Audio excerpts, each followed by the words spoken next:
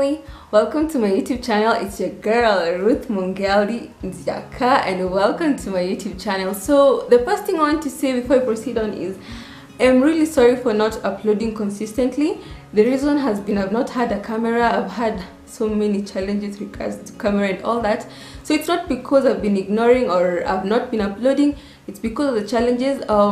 I purpose to upload frequently, and for the ones who've been asking, yes, I'm going to be proceeding with a singlehood series, which I left hanging, not really because of these challenges. So number 2, I am making this video as a request from Little Daughters of Zion, who requested me to make an update video on how our modest journey has been like. And so this is for you and everyone out there who's been wondering how the journey has been for us so far. So today I'm going to be joined by a special guest in this channel, and that is my twin sister. She's also going to be sharing with us and all of us her journey also on the modest series. I requested her to join us, and I thank her for joining us. So you're going also to be hearing from her. So I've noticed I've received a couple of new subscribers, and for the ones who are seeing this video and wondering what I'm talking about, let me rewind a bit for you guys. So in the year 2017, we got a conviction from the Lord that we should stop wearing makeup, jewelry, and start walking on the modest journey. That is wearing modest clothing, not plaiting our hair, not braiding our hair, all those fake things that we normally do, we leave them behind. So I remember hearing that word and I was like, God, no. Imagine contending with God. But I said no. But at the same time, the verse that caught my heart immediately was the verse that talks about if you love the world, then the love of the Father is not in you. And I was like, God, I've heard you loud and clear. I am going to do it. And so that has been our journey. So for from 2017 up to now, we have not put on any weaves, braids, makeup, jewelry. I've not worn trousers. I've been wearing modest clothing. Basically all that shenanigan. That's what the journey has been like. And you might ask me as the first question, how has it been like for me? At first, I have to admit to you guys, it was hard. I mean, I felt like crying most of the first days. It was so tough, but I thank God so far I have come to enjoy the journey so much. I have even reached a point in my life I have forgotten how it was like when I was having makeup and all those kind of things. Imagine that. And if I would go back, would I do things differently? I don't think so. I would still walk on this journey. Why? Because one of my biggest inspirations is to make God smile, and if this makes him smile and pleases him, definitely I'm going to do it. So let me now, for it to be easy, I'm going to divide it into the good and bad so that I can share with you both sides. Also my sister will do the same. So let me start with Little Daughters of Zion question. Her question was, how did people react to your dressing?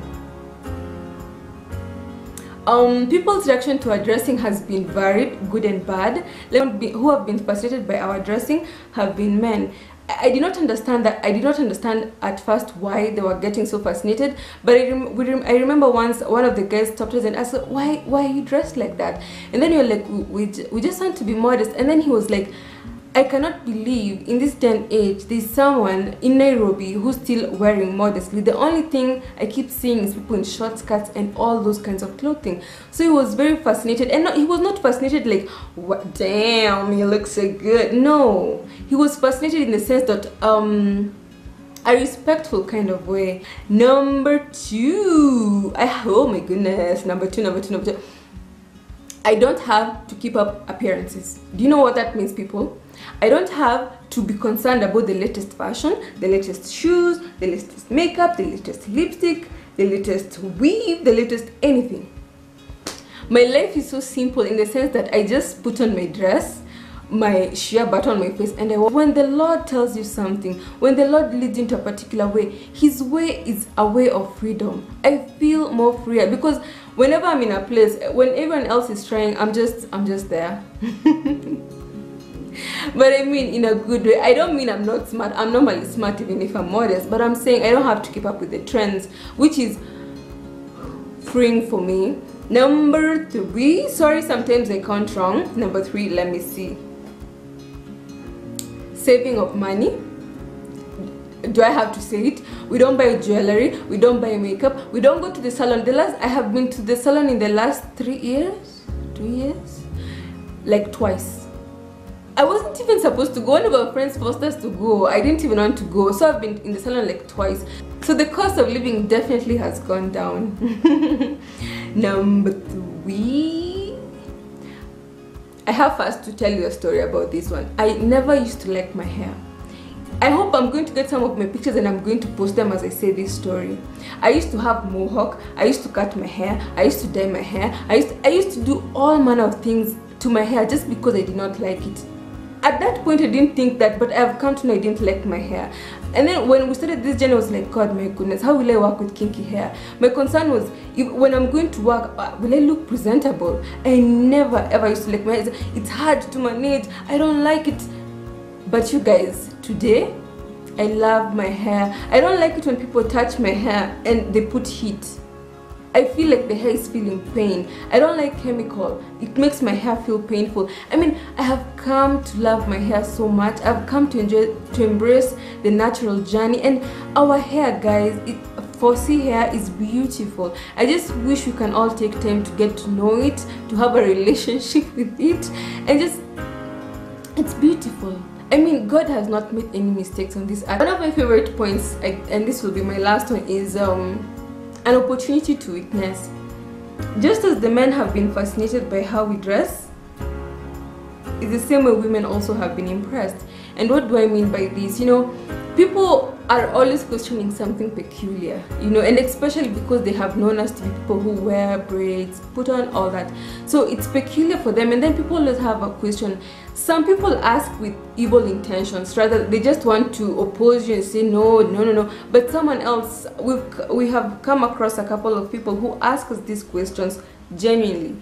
And when someone asks us genuinely, and I can tell you a story of last year December, we were attending a wedding, and you can imagine we had our natural hair, we had no makeup, and when we were driving to church, one of the ladies was like, you guys, I have noticed you don't put on makeup, why? And then in that moment, we normally grab it and run. We start witnessing to them and saying, you know, the Lord wants us to be modest. The Lord has called us to be apart. He has called us to be holy. He requires holiness of our body, of our heart, and our body. It has to reflect all around. And I remember she was like, I hear you guys. I've also been having such a conviction. I've just not been practicing it. So one of my greatest points of good is an opportunity to witness to people what the will of our Father is. Hi YouTube family, my name is Naomi. For the ones who don't know me, I'm Ruth's twin, and today I've taken over her channel. So today I want to say the good things about our modesty journey. Number 1, sleeping in. Can you imagine oversleeping in the morning? These days I've become such a big fan of sleeping.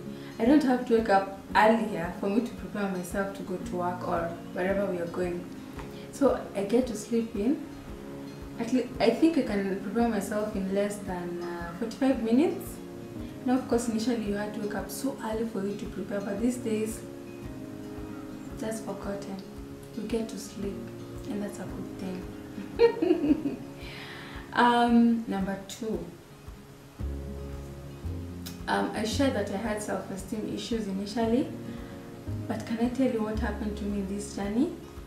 I learned to love myself, like genuinely. I'm not telling you this because I'm on camera, but I've genuinely loved, I've come to love Naomi. As in, I've come to understand that I don't need to change myself or add anything to myself, because this is my own personal journey, to be loved. Like God loves us for who we are as He made us, full stop. You are enough. You don't need to impress people, sell your body, be somebody who talks behind people's backs, or impress the bosses so that you can be liked. You're enough.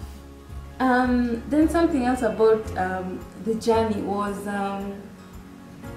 can you see my hair? I think somebody should get a replay of my old hair. It used to be so weak. Like, I never used to have a hairline completely, like all this place. I never used to have hair. But one thing I noticed about not putting chemical or having to do anything with my hair, it naturally grew. Like, the only thing I do to my hair is just put oil only, nothing else. Then of course at night we plait matutas. I don't know how they're called in English, I don't know. So it has become so thick, like I wish I would show you, as in it's really thick and it's just healthy. So as in there are benefits even when you stop putting on the weaves, the braids, like your hair really improves, you know. Then one thing we noticed was the first time I ever put, was it gel? I think gel. My head ached for such a long time, so it ached for so long and I was like, what is different? Remember, I've not done anything to my hair for almost like 2-3 years. And immediately I washed out the gel, my head relaxed. So of course our cost of living went down. We don't have to buy some products because we don't use them anymore. And that for us, of course, it's a benefit. But at the same time, to inspiring other women. You know, somebody being curious to know what, like exactly why don't you apply makeup? Why don't you braid your hair? Like, why are you different? It's an avenue for us to actually share the word of God and say, okay, since you've asked this, the reason we don't do this and that is because of what God revealed to us. And for the ones that God will, or the Holy Spirit will inspire them to hear, will receive the word and also get to share it with other people. Thank you for listening to me. May God be with you and bless you. And even as you receive this message, may God inspire you and touch your heart, not to be hardened, for you to hear the word of God, and also in His time for Him to reveal to you the different things that are so many that you are yet to learn in this world. Bye bye.